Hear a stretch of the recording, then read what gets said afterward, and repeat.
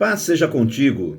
Estamos aqui para mais uma aula da nossa Escola Bíblica Online. Seja muito bem-vindo, muito bem-vinda.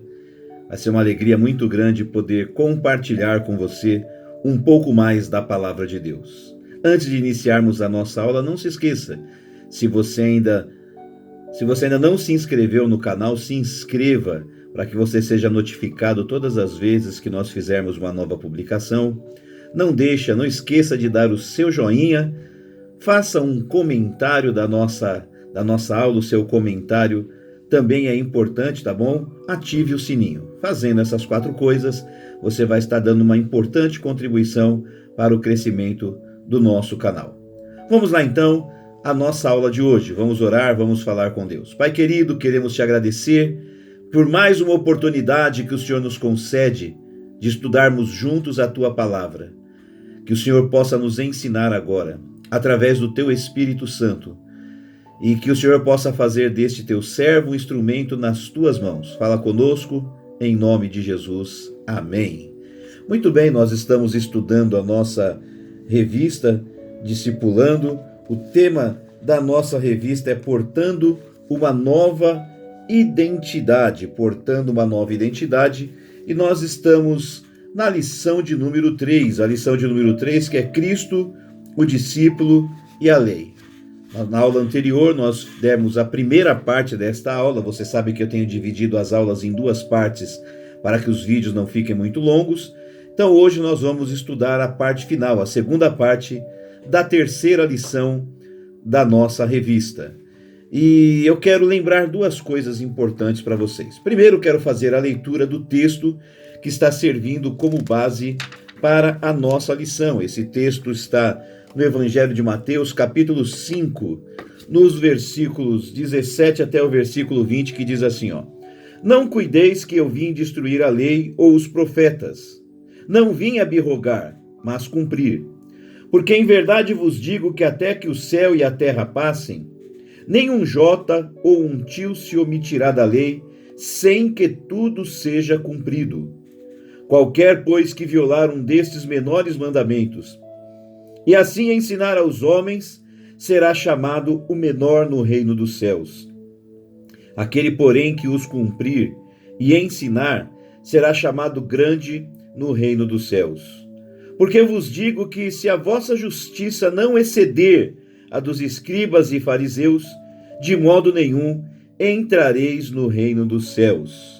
E eu quero mais uma vez chamar a sua atenção para o versículo da meditação, que é o versículo que está em Romanos capítulo 10, versículo 4, que diz assim: Porque o fim da lei é Cristo, para a justiça de todo aquele que crê.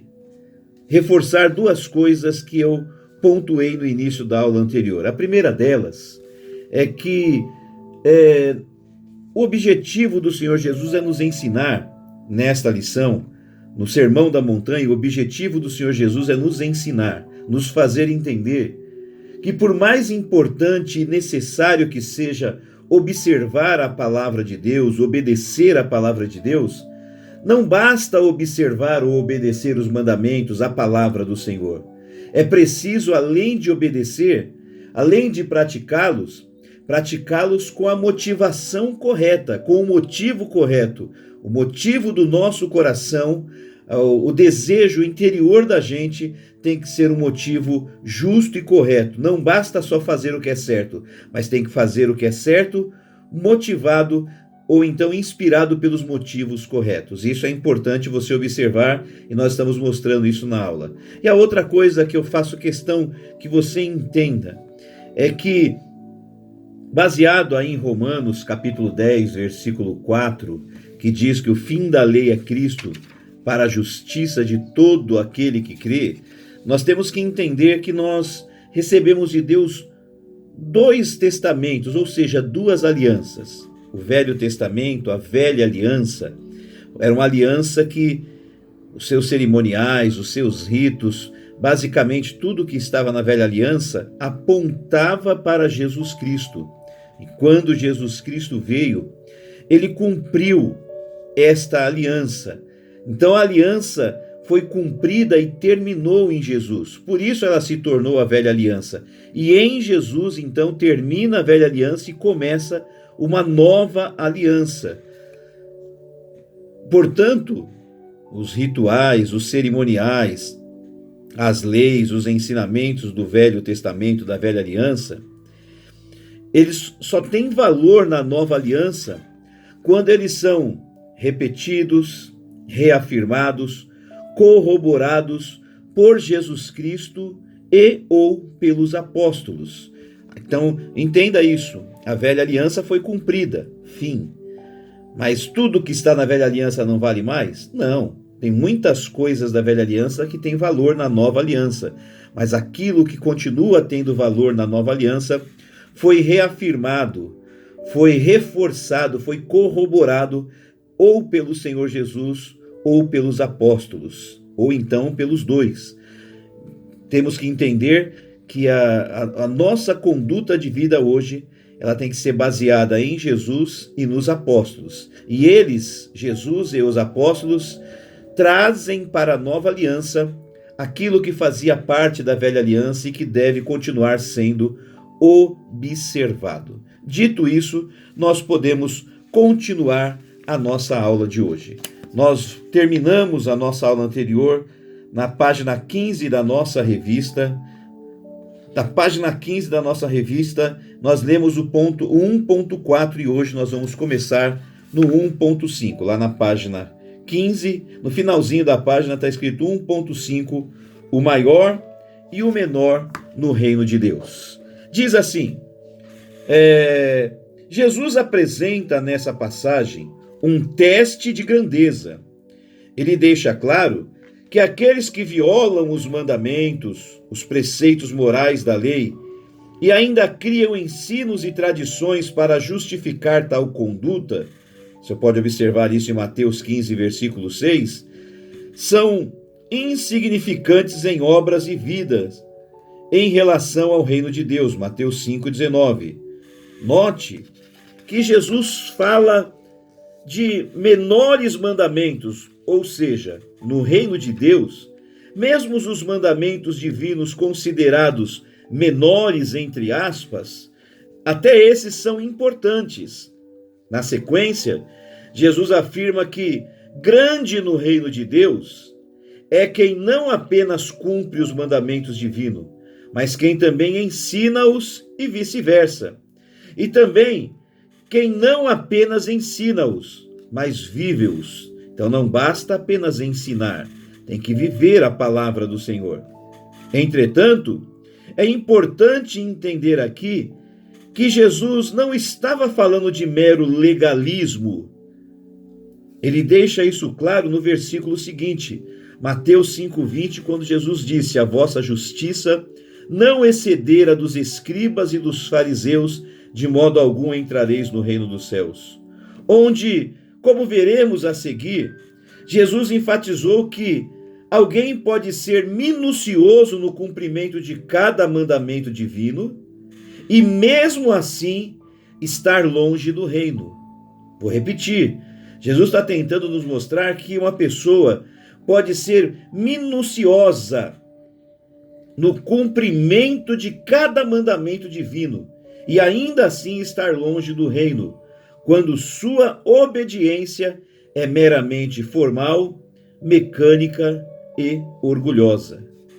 Então Jesus está tentando mostrar isso, que não basta só obedecer. Entenda, é importante, é necessário e é preciso obedecer à palavra de Deus. Isso não se discute.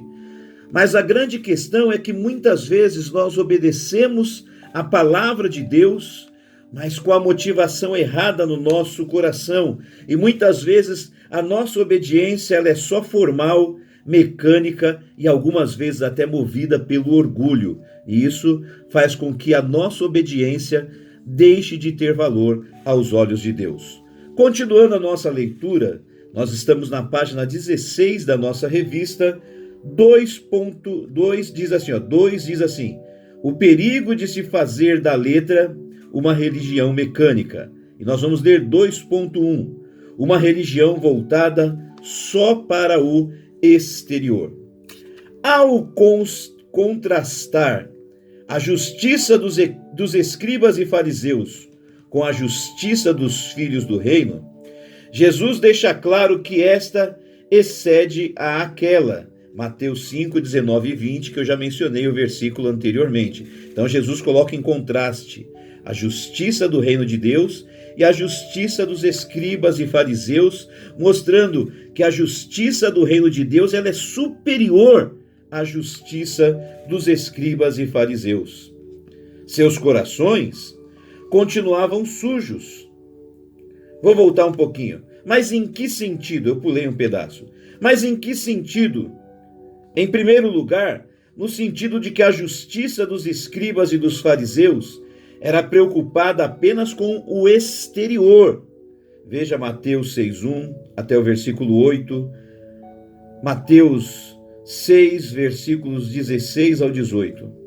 Seus corações continuavam sujos, porque procuravam apenas a aprovação e o elogio dos homens. Então eles eram, sim, obedientes, mas todo o esforço deles era apenas exterior, não era interior. A atitude que eles tinham por fora era correta, mas não havia mudança interior, e o motivo que levava eles a agir corretamente era um motivo errado, um motivo indigno. Jesus afirma que devemos fazer o que é certo por temor e amor a Deus, e não para receber aplauso dos homens. Então pensa nisso, observa, os fariseus eram assim. Eles faziam as coisas certas, mas não por amor a Deus, por gratidão a Deus, por amor ao próximo. Eles faziam apenas para serem aplaudidos, para serem elogiados, para serem reconhecidos. Eles faziam aquilo com orgulho, querendo uma exaltação, um reconhecimento próprio, o que tornava a atitude correta deles inválida, sem valor, diante do Senhor nosso Deus. Ainda na página 16, 2.2, uma religião voltada para o orgulho pessoal e o aplauso dos homens. Em segundo lugar, os escribas e fariseus confiavam que eram salvos apenas pelo que faziam exteriormente na religião, quando, na verdade, Deus olha não apenas para nossos atos, mas para o nosso coração, para a intenção com a qual fazemos as coisas. 1 Coríntios, capítulo 13, do 1 ao 7, quando fala lá a respeito do amor, né? Então, entenda, aqui o autor da revista, ele não tem a intenção de dizer que a atitude exterior não é importante. Ela é, sim. Como a gente viu nas aulas anteriores, os homens precisam ver as nossas boas obras para glorificar o nosso Pai que está no céu. Lembra que nós estudamos isso? Assim resplandeça a vossa luz diante dos homens, para que vejam as vossas boas obras e glorifiquem o vosso Pai que está nos céus. Como sal da terra e luz do mundo, é através das nossas boas obras, da nossa atitude cristã correta, do nosso bom testemunho que as pessoas vão ver, conhecer e glorificar a Deus. Então o autor não tem a intenção de dizer que a atitude exterior não é importante. O que o autor está tentando mostrar é que Jesus, no seu Sermão da Montanha, estava ensinando que a atitude exterior, por mais correta que ela seja, ela perde o seu valor diante de Deus quando ela é motivada por um motivo errado dentro do coração. Quando a intenção do coração é uma intenção errada e indigna. No caso aqui, fazer as coisas só para ser visto, reconhecido, elogiado, aplaudido pelas pessoas e pelos homens. E não era só lá nos dias de Jesus os fariseus, não. Tem muitas pessoas nos dias de hoje que são assim. Elas fazem muitas coisas corretas, fazem muitas coisas na obra de Deus, mas fazem só com a intenção de serem aplaudidas, reconhecidas. E quando não são aplaudidas, quando não são reconhecidas, quando não são elogiadas, ficam tristes, mudam de igreja e até abandonam a obra de Deus. Que o seu trabalho na obra de Deus, que o seu comportamento correto, que o seu testemunho não seja com a intenção ou com o objetivo de receber aplausos.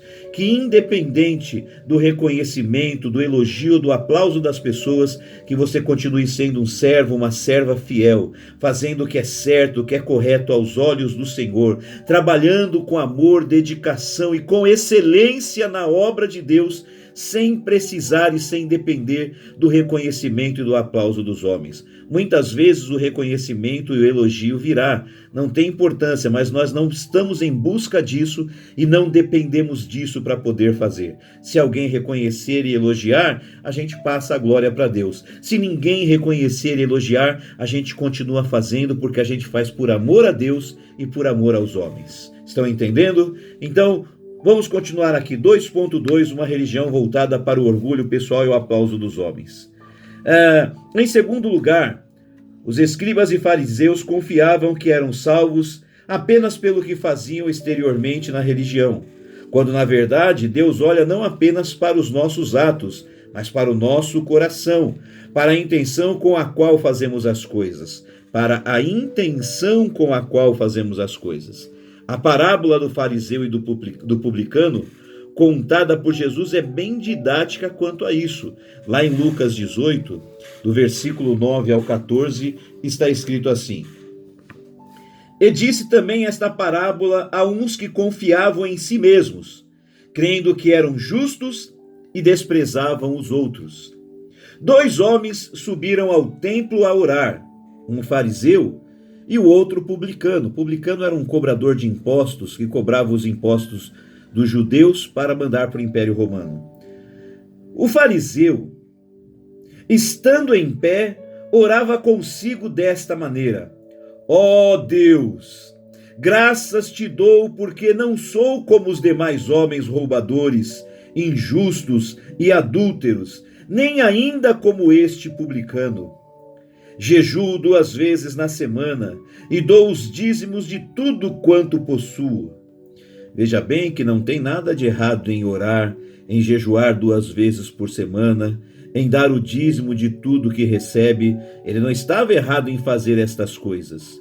Mas o problema do fariseu aqui é que ele fazia isso motivado pelo orgulho e pelo desejo de ser aplaudido, de ser reconhecido e com a intenção de se sentir melhor e superior aos outros. Veja que ele diz aqui, não sou como os demais pecadores. Em outras palavras, eu sou melhor do que eles. Então a motivação do coração era errada. Versículo 13, o publicano, porém, estando em pé de longe, nem ainda queria levantar os olhos aos céus, mas batia no peito dizendo: Ó Deus, tem misericórdia de mim, pecador. Aí Jesus afirma no versículo 14: Digo-vos que este desceu justificado para a sua casa e não aquele. Porque qualquer que a si mesmo se exalta será humilhado, e qualquer que a si mesmo se humilha será exaltado. Interessante essa parábola, depois lê ela novamente com atenção. Então não basta seguir à risca, voltando à revista aqui à página 16, não basta seguir à risca as normas e os mandamentos bíblicos, se os obedecemos de forma mecânica e orgulhosa para sermos louvados pelos homens, ou achando que somos salvos e abençoados pelas nossas boas ações, eu acrescento, pelo nosso merecimento, pela nossa virtude. Não somos salvos pelas nossas boas obras. Essas são apenas o nosso dever e devem ser também o nosso prazer. Somos salvos pela graça de Deus, mediante a fé na obra de Cristo na cruz do Calvário por nós. Efésios capítulo 2, do versículo 8 ao versículo 10. Ponto 3, página 16 da revista, ponto 3. A justiça do reino de Deus. Uma religião do coração. 3.1, uma religião do coração. Devemos sobejar em boas obras, mas como consequência da nossa salvação. Tito 2, do versículo 12 ao 14. Como deve ser natural de filhos de Deus. Você pode confirmar isso em 2 Pedro 1, do 3 ao 10. Devemos também sobrar em boas obras como expressão real da nossa fé em Cristo. Tiago 2, do 14 ao 17, ou como manifestação da graça divina em nossas vidas, 2 Coríntios 9, versículo 8, ou como gratidão e louvor por aquilo que Cristo fez por nós, Colossenses 1, do 10 ao 12, 1 Coríntios 10, 31, jamais como base para a nossa salvação. Então as nossas boas obras têm que ser motivadas por todas essas coisas boas, e não por orgulho, por vaidade, por fazer a gente se sentir merecedor de bênção ou de salvação. 3.2. Mais do que observâncias. Em suma, como lembra o teólogo Donald Stamps, os escribas e fariseus observavam muitas regras. Eles oravam, cantavam, jejuavam, liam as escrituras, frequentavam os cultos nas sinagogas, porém eles substituíam as atitudes interiores corretas pelas aparências externas. Por isso Jesus afirma em Mateus 5,20 que a justiça que Deus deseja de seus filhos transcende, tem que ser maior que a justiça dos escribas e dos fariseus. Vai muito além da justiça deles. Mais precisamente, ele está dizendo que o coração e o espírito, e não somente os atos externos, devem conformar-se com a vontade de Deus na fé e no amor. Você entendeu isso?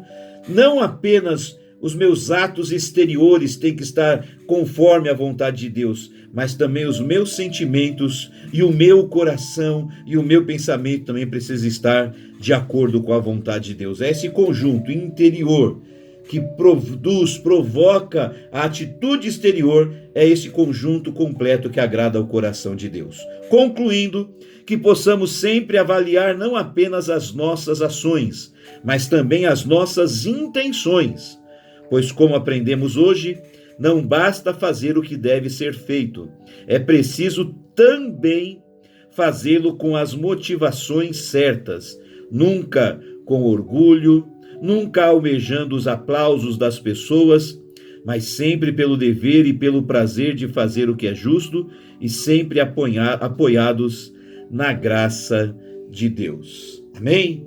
Então aqui nós chegamos ao final da nossa lição número 3, a segunda parte da aula 3, e eu quero pedir a vocês que vocês façam as atividades da nossa revista na página 17. Eu sei que alguns de vocês não têm a revista, então eu vou tirar uma foto e vou postar a atividade aí no nosso grupo de WhatsApp, para que você possa ver as perguntas e fazer a atividade, tá bom? E vou também postar lá o Você Sabia. Quero agradecer você pela presença na aula de hoje. Vou fazer a oração final. Pai, te agradecemos por esta aula, por esse tempo precioso. Que o Senhor continue nos ensinando e guardando no nosso coração tudo o que temos aprendido. Te agradecemos, Pai, em nome de Jesus. Amém. Um grande abraço, Deus abençoe vocês e até a próxima aula da nossa Escola Bíblica Online.